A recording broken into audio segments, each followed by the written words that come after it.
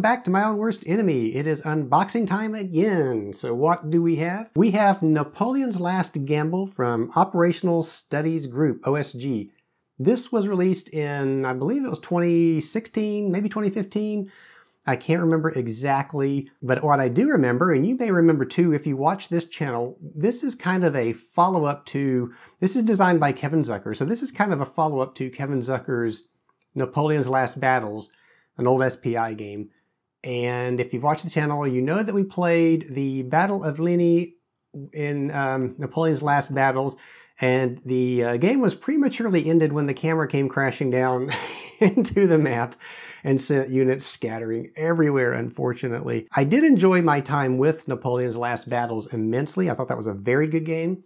When we played through the battle, we did not use the command structure, which I think really is probably a big part of the game that I should go back and try with that. So we had units running everywhere, but sometimes I like that when I play the game to, you know, kind of step outside, to have a little more freedom to do things, a little more ahistorical. So yes, let's look at, this is Napoleon's Last Gamble. I ordered this directly from OSG, their website.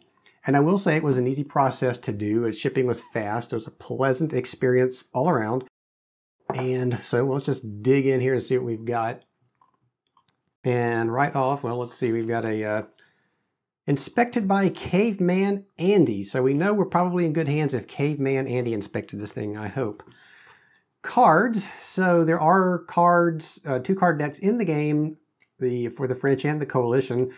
And these are optional. So we'll look at these in a second. But these, as I understand, you can play with these cards or not. So that's something to remember.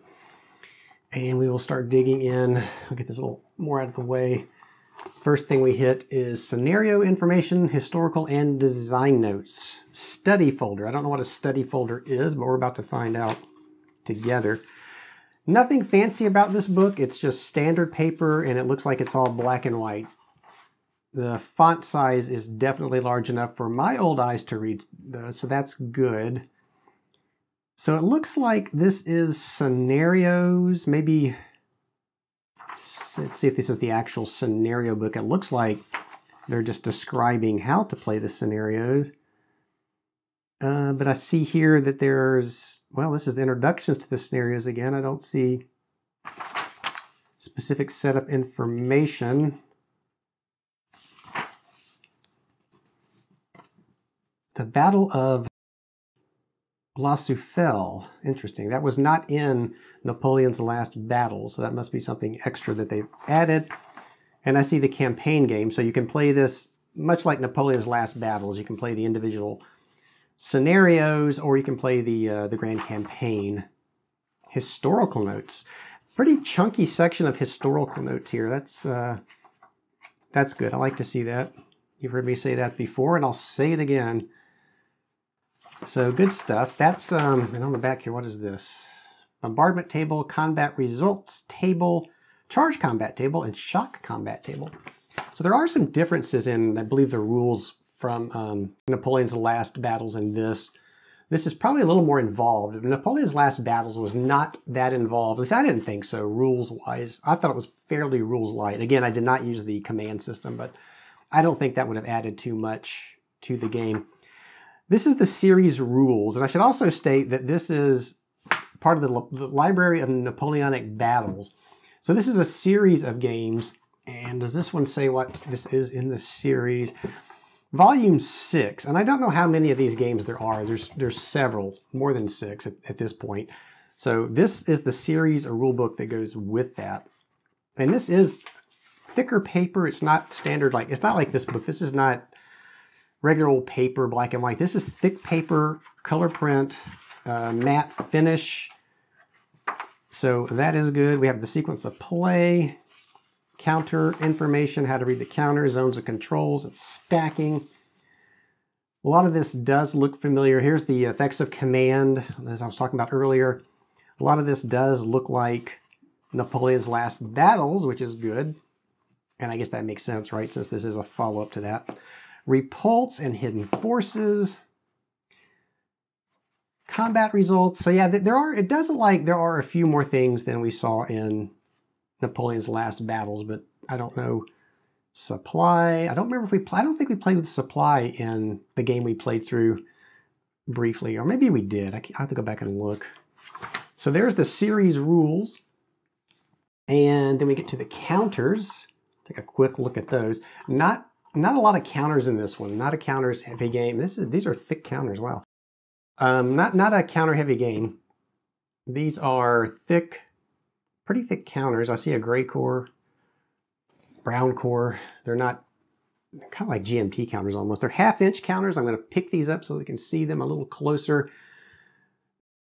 This is obviously the French because there's Napoleon and the assorted leaders. It's like some just status markers. The backsides, and just looks like that's if you wanted. You can play this game with hidden information. Of course, I will not do that, at least not by myself. Maybe we'll one day play this with somebody, but for now we're going to be playing it solitaire.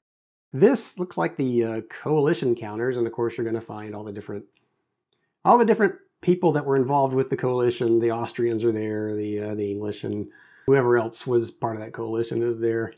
And again, the back sides of these are the Prussians. Who could forget the Prussians? They're there. Who could forget the Prussians? I just did, right? All right, so what do we got map-wise? We have, let's pull the maps, all the maps out here. Looks like there's 1, 2, 3 maps. And I tell you what, let's hold off on the maps for just a second, because we're going to want to spread those out on the table so we can see them. We'll get the rest of this stuff out of here. And I suspect this is just the assortment of player's aid cards and things like that. Yeah, so you can see here, this looks like, and I'm seeing dates up here. Well, I'm also seeing dates, and I'm seeing the scenarios, it looks like, the battles. Quatre Bras, Ligny, single-sided, there's Waterloo, and La Souffle. Definitely didn't have this in a Napoleon's Last Battles. There's Wavre, single-sided still. There's the mini-campaign. I'm not sure what a mini-campaign is versus a grand campaign or a full campaign. Maybe it's the same thing. I'll find out once I start reading the rules. Turn tracks. There's more of the campaign game. And I see setup information. And this looks like the the coalition setup chart. And I would imagine that there's probably setup for each of the different scenarios as well as the grand campaign. Let's see what the difference is of these two green sheets here real quick.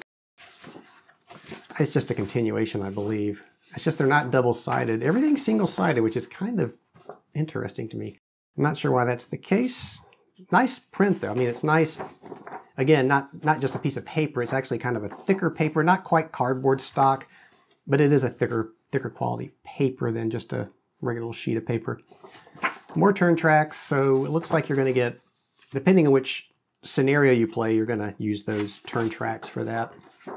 More setup information. In fact, all of these blue and orange and greens cards are like setup information. And when we get to the maps, if you'll remember, Napoleon's Last Battles actually had the information on the map itself of where to set these forces up. And I'm having a hard time. This is a new sticky playmat that I'm using to, I'm testing it. I don't know if I like this or not. Maybe I'll talk about this in a video at some point. This playmat has a coating on it, which is supposed to make stuff stick to the playmat. And it does a fantastic job of that. Maps do not slide, paper doesn't slide, counters do not slide. Everything stays in place, and I think that's great. It has one major flaw, though, and it's whatever they used to spray on this to make it tacky comes off a little bit, and so sometimes you'll get like, it feels like almost like a little bit of sand or something on the back of these, but it's this sticky stuff. It doesn't really stick to the paper and stuff it comes off on, so I don't know if I like that or not. All right, enough of a sidebar. Let's get back to these components. It is a little annoying that this stuff does come off. Weather effects. So there's a weather effects card. Casualty record tracks and how to use the casualty record tracks. Combat results table. I've noticed that this is printed a lot in different places in this game. I wasn't a huge fan of this in Napoleon's Last Battles. I didn't really like the having to do the ratios and figuring everything out. It slowed the game down a little bit, in my opinion. And not enough to make me not enjoy the game, but just I felt like maybe something different could have been done. I'm not a huge fan of the ratios. And this looks like holding boxes for some units and combat tables again. Notes to combat tables, so more players' aid stuff. More players' aid stuff. And it looks like a terrain effects chart. And actually this looks like a little booklet, so that's nice. And this is color. This is just regular paper, so they switched back to regular paper, but they put color on it, which is nice. This is copyright 2018, but I think this is, I thought this was released in 2020. I could be mistaken about that. Nice terrain effects chart here. Nicely clear print. Some more player's aid type stuff. Reconnaissance, retreats and eliminations, stacking. The information is all here. So this is a nice player's aid sheet. Probably the handiest one to have from what I just saw what was in there. Napoleon's Last Gamble, adding the cards. So again, they're talking about these cards, and each side will get a deck of these cards. This will let you play with the cards if you choose to do so. You do not have to play with the cards, but if you do, this tells you how to do it. So that's nice that you have the option to use these or not. And I'm assuming that these cards are not, they're just events and things. So a little more replayability to the game. That's nice to have. And if I do a game of this on the channel, you'll have to let me know if you'd like to see me use those cards or not. Order slips. Permission to photocopy. Throwback to the 1970s. I can't imagine what you would be using order slips for. The player must secretly specify the objective hex on an order slip when the march order is issued. The objective must be revealed to the enemy player at the moment an infantry unit of that force reaches its objective. Interesting. I'll have to look that up. A victory worksheet. And I guess if you have to work out your victory calculation using a worksheet, it's probably pretty tough to calculate victory at the end of the game. We'll find out when we get there. And this is remove cards from the deck. So this is more telling you how to use the cards with the game. Looks like an errata sheet. And again, I see a date on here of 2019. There's probably something even more recent than this on the OSG website that you could look at. All right, so let's take a look now at the maps. And we'll just start with whatever's on top. And it looks like this is the La Souffle. And I am not a Napoleonics historian by any stretch of the imagination. I think, though, 28th of June, yeah, see, I think this is kind of tail end of the whole Waterloo battle. And if we're just looking at the components we went through where they mentioned the teens for June and those battles, this is the 28th, so this is way after, not way after, but it is after, you know, Lenny and Wavre and those other battles. Battle of Waterloo. So this is just one small map. I did say there was a half-size map and 2 full-size map sheets. And I guess you could play this as a separate scenario, which is interesting and nice. Like I said, this was definitely not in Napoleon's Last Battles. So maybe we'll do this one if I play this game on the channel, because it is smaller and I can get everything on the camera easier. And, you know, okay, so let's talk about the quality of the map. I like the map. It's a lot, I mean, as far as the wow factor goes compared to what we saw in Napoleon's Last Battles, this is a much nicer map. I like the artwork a lot better. And actually, the counters too. The counters are a lot better quality than what we saw in Napoleon's Last Battles, in my opinion. They're color-coded, and the print is larger, and they're just nicer looking counters. So let's actually, who did the map? I need to start looking more at, and I don't do this enough in the videos, but I really need to do a better job of keeping track of who actually designs the games, the maps, and the counter sheets, because clearly some artists are better than others, in my opinion. So the game design is by Kevin Zucker, graphic design, so Charlie Kibler did the maps and the counters. That's interesting. So Charlie Kibblers, who we can give credit to for the maps and the counters. And they're nice. They're really, really nice. So let's take a look at the next map. We'll just grab the next one here. It's the same stuff, only it's a full-size map now. And I'm assuming this will be two of the scenarios, two of the other Waterloo scenarios. It says Ligny and Quatre Bras. Get this out of the way so that we can take a look at the whole thing on camera here.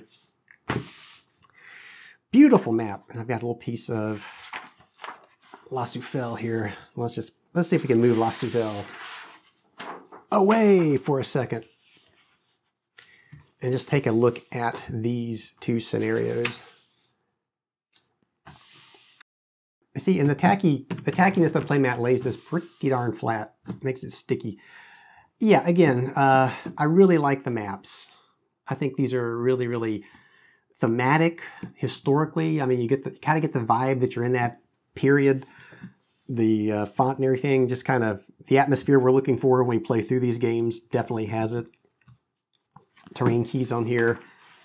And let's see what the other two scenarios we have here look like. And I'm guessing if you played the campaign that you would have to have a lot of table space to get all of these maps on the table. So, more good stuff. More good stuff. What can I say that I haven't already said? I really like the maps. I think we've hit the bottom. I think that's it. I just wanted to show you my recent well, here's, look at this on the, I didn't even notice this, but this is on the bottom of the box, and there are some portraits and information on the leaders that were involved. Pretty cool. Here's the Duke of Wellington himself. So that's it. Napoleon's Last Gamble, Operational Studies Group. What else is there to say? I think this will solitaire. We'll be able to play this solitaire fairly easy. There's some hidden information, but no more so than we saw with Napoleon's Last Battles. It is counter light, so I wanted to look and see real quick what level this is at. 400 to 800 men, so probably regimental level. It is 525 yards per hex, and it's about an hour per turn. All right, that's it. Just wanted, we will definitely get this to the table. My camera has my camera has been improved since I played Napoleon's Last Battles. There is no way that the camera can fall now, so guaranteed if we do play this, that will not stop the game. All right, if you like what I do, please consider liking and subscribing the videos. That helps to get my viewership up, my subscriber numbers up, so I can do more things with the channel and do more things for you. And if you really want to help support my own worst enemy, there is a Patreon page, and any amount of support you can provide is going to help me a lot. So thanks for watching, and I'll see you back here next time.